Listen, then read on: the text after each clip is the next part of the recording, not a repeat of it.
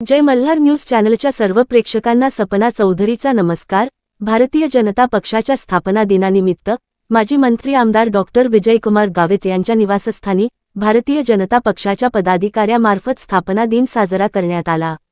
भारत मातेच्या प्रतिमेचे पूजन करून भारतीय जनता पक्षाचा ध्वज फडकावत स्थापना दिन साजरा करण्यात आला।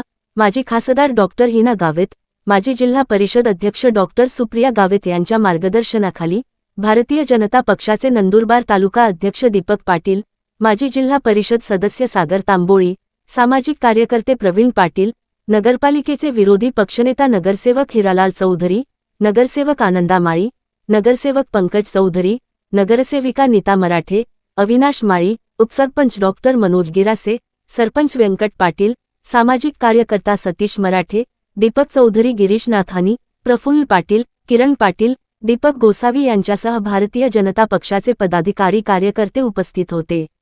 सपना चौधरी, जय मल्हार न्यूज, नंदुरबार। आज 6 एप्रिल भारतीय जनता पार्टीचा स्थापना दिवस। सर्वप्रथम मी आज भारतीय जनता पार्टी स्थापना दिवसाच्या सगळ्यांना शुभेच्छा देतो।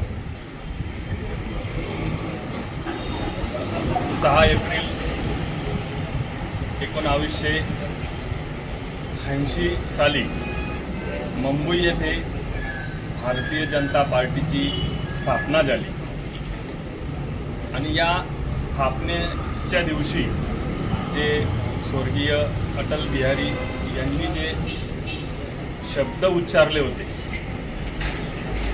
सूरज निकलेगा, अंधेरा छूटेगा,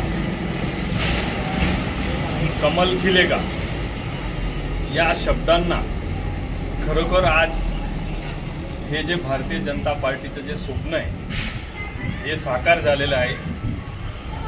भारतीय जनता पार्टी ही आज महाराष्ट्रातली सगळ्यात मोठी पार्टी आहे आणि केंद्रात भारतीय जनता पार्टीचं सरकार आहे, राज्यात भारतीय जनता पार्टीचं सरकार आहे।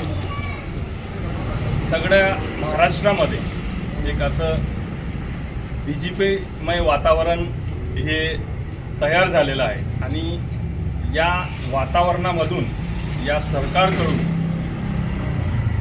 खूप मोठमोठ्या योजना, वैयक्तिक लाभाच्या योजना आपल्या या देशाची, या आपल्या महाराष्ट्राची खूप मोठ्या प्रमाणावर प्रगतीची ही वाटचाल ही भारतीय जनता पार्टीच्या सरकारमार्फत चालू आहे।